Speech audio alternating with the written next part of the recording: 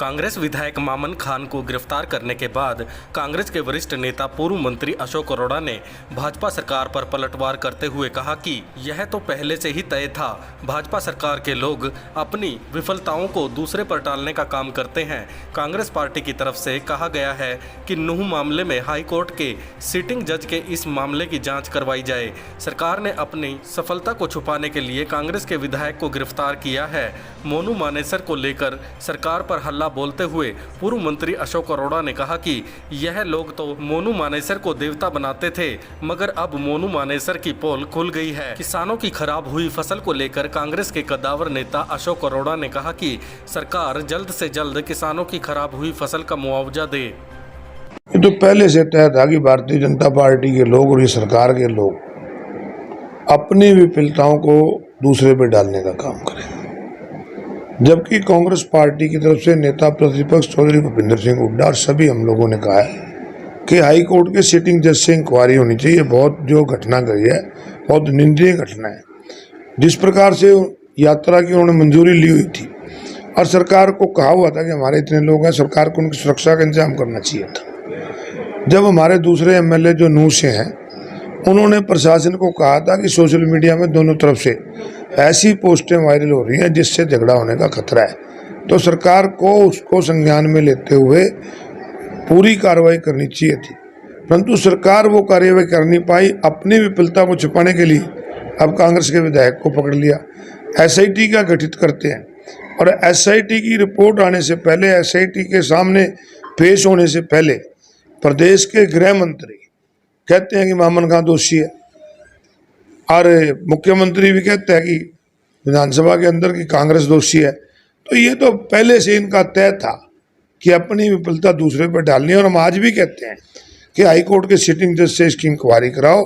जो भी दोषी हो, चाहे कांग्रेस का कोई एमएलए हो चाहे दूसरे पक्ष से हो, उनके खिलाफ कार्रवाई होनी चाहिए। मोनू मानेसर के बारे में तो प्रदेश का गृह मंत्री कहता था वो देवता है, रोहतक का सांसद कहता था वो बहुत बड़ा गौ भक्त है, और जब उसकी पोल खुली है, अब इनसे पूछो ना कि जो ये कह रहा था कि मैं बहुत बड़ा गैंगस्टर बनना चाहता था, लायंस ग्रुप में शामिल होना चाहता था, हत्या का दोष उन्होंने खुद मान लिया है, तो अब इनको बताना चाहिए कि वो एक गैंगस्टर है या इनका गौ भक्त है या इनका देवता है। ये बीजेपी वालों से पूछो। कांग्रेस पार्टी प्रजातंत्र में हमेशा मीडिया का सम्मान करती है।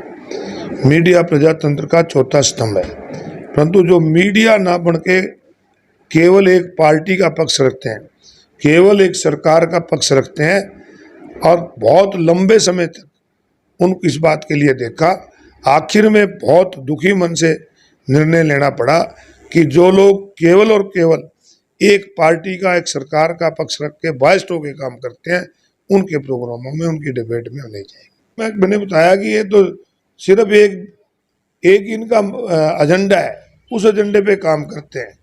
हिंदू और मुसलमान का एजेंडा है, उस पर काम करने का काम करते हैं। मोनू मानेसर को तो देवता बताते हैं, बिट्टू बजरंगी इनके महादेवता हैं, और जो कांग्रेस में जुड़े लोग हैं वो इनके विरोधी हैं।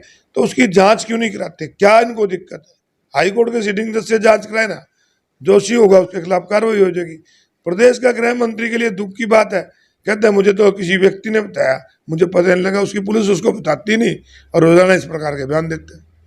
मैंने पहले कहा है कि ये सारा अपनी कमियां दूसरे पे डालते हैं और इनका मकसद हिंदू मुसलमान कराना है, धर्म और जाति के नाम पे बांटकर इस प्रदेश के लोगों को, इस देश के लोगों को बहकाना है। परंतु देश और प्रदेश के लोग इनकी पूरी बात समझ चुके हैं। देश के लोग ये जानना चाहते हैं कि आखिर जांच में क्या हुआ। जांच ये कराना नहीं चाहते, क्योंकि ये सारा दोष कांग्रेस पार्टी पे डालना चाहते हैं। देखिए, पिछले दिनों बाढ़ के अंदर बहुत भारी नुकसान हुआ, ना केवल किसानों को हुआ बल्कि लोगों के माल का नुकसान हुआ, दुकानदार का हुआ, इंडस्ट्री का हुआ। परंतु दुख की बात है कि किसान ने 2-2, 3-3 बार जीरी लगा ली, गिरदौरी करने वाला कोई नहीं आया। अगर गिरदौरी नहीं लोगी तो पता कैसे लगेगा? सरकार, मुख्यमंत्री घोषणा कर देता है कि जिसने दोबारा लाई उसको 7,000 लाए, जिसकी दोबारा भी मर गई, तीसरी बार भी मर गई, उनको क्या हुआ?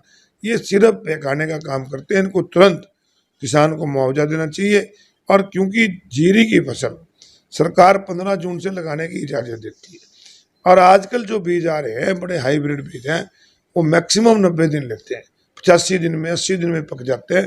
तो 15 सितंबर के से बाद सरकार को खरीद जल्दी शुरू करनी चाहिए ताकि किसान की फसल लूटी न जाए।